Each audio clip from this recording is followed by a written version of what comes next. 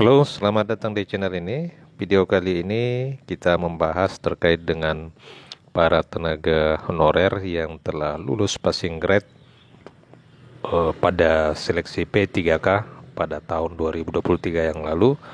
Meskipun tidak lagi menjadi prioritas di tahun 2024, akan tetapi peserta honorer ini akan mendapatkan keistimewaan.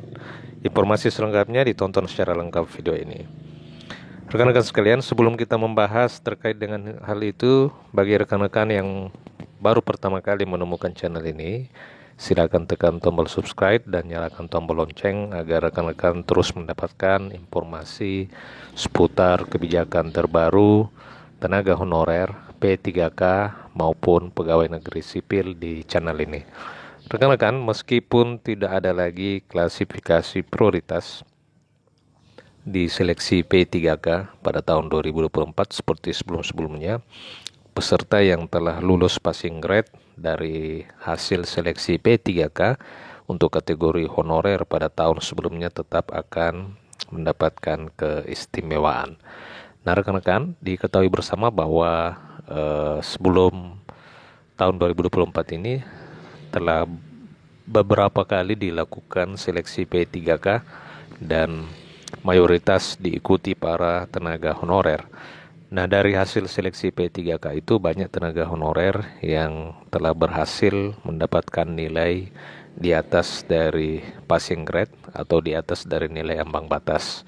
Akan tetapi tidak beruntung oleh karena kalah dalam rankingan dikarenakan oleh jumlah formasi yang memang sangat minim.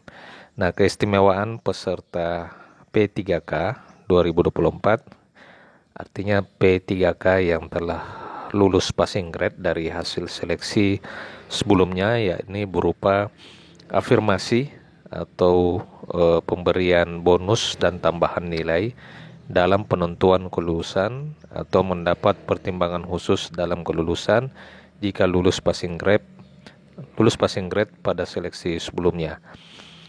Jadi meskipun tidak menjadi prioritas, akan tetapi para tenaga honorer yang telah lulus passing grade ini nantinya kemungkinan akan diberikan kebijakan afirmasi, ya, kebijakan afirmasi di dalam penentuan kelulusan. Jadi nantinya pada saat perankingan atau setelah pelaksanaan seleksi kompetensi dasar, maka para peserta dengan kategori lulus passing grade pada seleksi P3K tahun sebelumnya akan diberikan afirmasi atau tambahan nilai atau mendapatkan pertimbangan khusus dalam kelulusan jika sudah lulus passing grade pada seleksi sebelumnya. Hal ini disampaikan oleh Dirjen Guru dan Tenaga Kependidikan Kementerian Pendidikan Kebudayaan Riset dan Teknologi Nunu Suryani.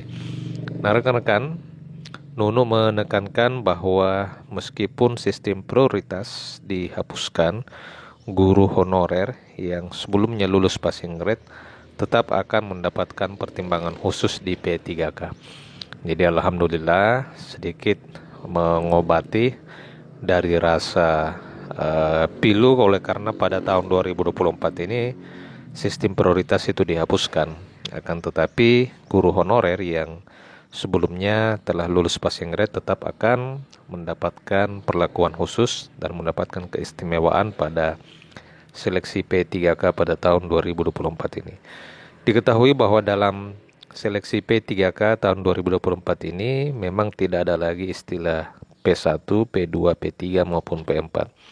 Jadi istilah P1, P2, P3, P4 ini itu ditemukan dari pelaksanaan seleksi P3K dari periode sebelumnya, di mana hal ini merupakan urutan prioritas, ya. Urutan prioritas artinya jika kuota P1 atau pendaftar P1 masih ada, maka mereka dulu yang masuk dalam kategori ini akan diprioritaskan kelulusannya, baru kemudian disusul oleh P2, P3, dan P4. Nah, pada tahun 2024 ini kemungkinan istilah P1 atau kebijakan prioritas 1, prioritas 2, prioritas 3, dan prioritas 4 itu akan dihilangkan. Akan tetapi Dirjen Guru dan Tenaga Kependidikan sedikit memberikan angin segar bahwa meskipun P1, P2, P3, dan P4 ini dihapuskan, mereka-mereka yang lulus passing grade juga tetap akan mendapatkan perlakuan khusus atau afirmasi pada saat penentuan kelulusan.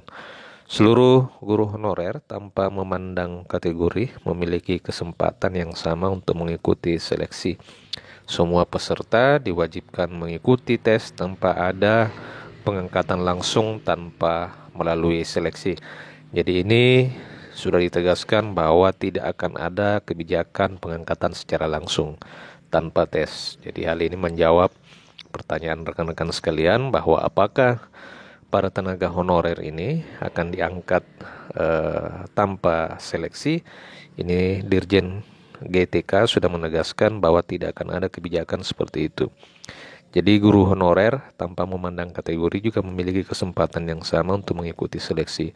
Termasuk juga mungkin untuk guru swasta. Guru swasta apabila telah terdata di dalam Dapodik, maka kemungkinan juga akan bisa ikut serta di dalam seleksi P3K pada tahun 2024 ini. Nah, sementara itu PLT Deputi Bidang SDM Aparatur Kementerian Pendayagunaan Aparatur Negara dan Reformasi Birokrasi Abbas Subagja menyebutkan bahwa seleksi P3K pada tahun 2024 ini berdasarkan Peraturan Menteri Pendayagunaan Aparatur Negara Nomor 6 Tahun 2024. Jadi ini ada regulasi pijakan ya, regulasi atau aturan yang mendasari yang bisa rekan-rekan baca dan download di Google bahwa aturan ini merupakan pedoman di dalam seleksi P3K pada tahun 2024. Untuk diketahui bahwa proses seleksi mencakup 2 tahapan utama, yakni seleksi administrasi dan seleksi kompetensi. Seleksi administrasi akan menentukan kelayakan peserta untuk melanjutkan ke tahap selanjutnya, yakni seleksi kompetensi yang meliputi kompetensi teknis, kompetensi manajerial, sosiokultural, dan wawancara.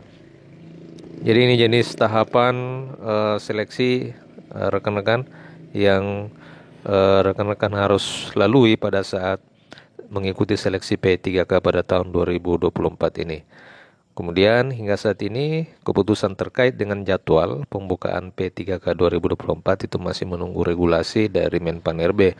Sementara itu dari keterangan Menpan Abdullah Azwar Anas bahwa seleksi CPNS akan lebih dulu dilakukan pada minggu pertama bulan Agustus 2024 dan jadwal pendaftaran P3K dipastikan tidak berbarengan dengan seleksi CPNS pada tahun 2024. Jadi memang ada perbedaan dari sisi jadwal antara seleksi P3K maupun seleksi PNS. Kapan itu kita tunggu saja informasi, oleh karena memang ini masih belum ada jadwal pasti. Walaupun di sisi lain Menpan sudah menegaskan bahwa penerimaan dan tahapan pengangkatan honorer itu akan dilakukan bulan Juli dan paling lambat bulan Agustus 2024. Semoga bulan ini pengangkatan P3K itu bisa dilakukan secepatnya. Demikian rekan-rekan video kali ini. Jika ada pertanyaan dan tanggapan silakan tuliskan di kolom komentar. Terima kasih, sampai jumpa di video berikutnya.